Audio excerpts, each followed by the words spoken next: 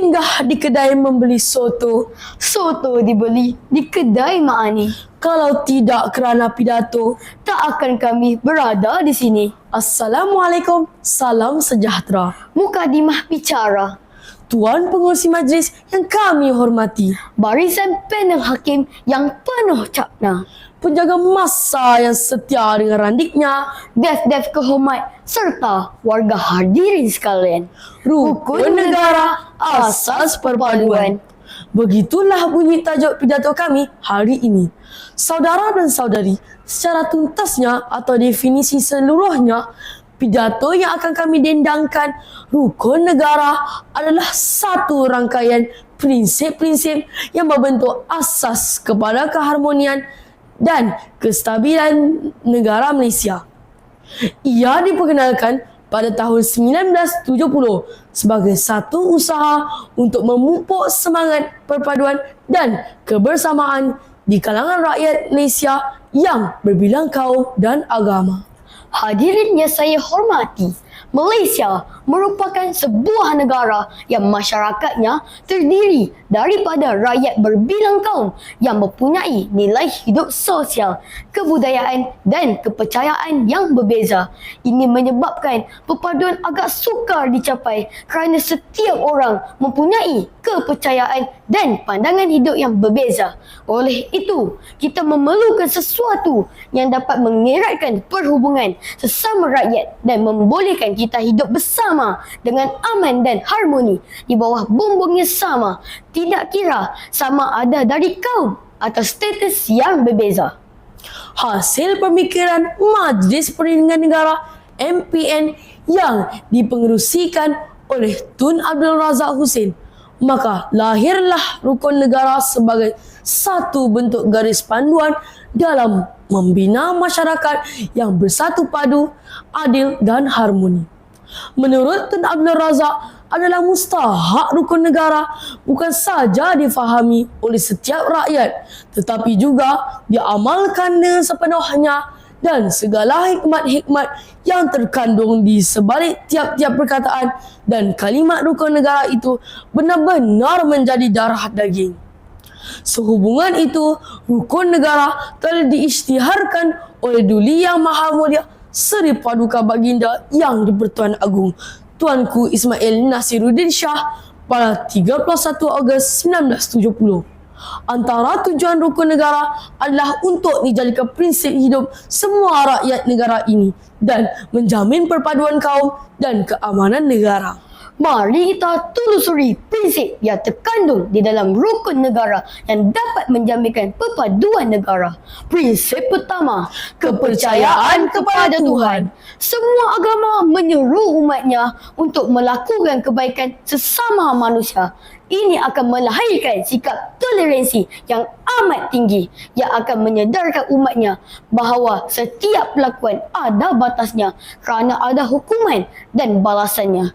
Sidang dewan sekalian, kerana itulah negara kita banyak mengadakan acara keagamaan dan perayaan. Kita ada Hari Raya, Tahun Baru Cina, Deepavali, Christmas dan kita juga ada Kongsi Raya. Mengapakah semua itu diadakan? Kerana kita percaya perayaan keagamaan ini dapat membentuk kerjasama sejati serta perpaduan murni. Sidang Dewan Yang Budiman, prinsip yang kedua di bawah naungan kata kesetiaan kepada raja dan negara. Raja adalah pemerintah negara yang tertinggi. Kaitan kedua-duanya sangat rapat sekali. Sebagai rakyat menjadi tugas hakiki untuk mentaati raja dan negara. Setiap negeri mempunyai lagunya sendiri yang seni katanya memuji dan menghargai raja dan negeri. Kerana itulah lagu negeri wajib dinyanyikan seminggu sekali bagi menanam semangat kesetiaan kepada raja dan negeri serta negara sebagai tanda setia rakyat kepada pemerintahnya. Tidak dapat disangka lagi bahawa prinsip rukun negara, kesetiaan kepada raja negara dapat membentuk semangat jati diri serta perpaduan dalam kalangan rakyat.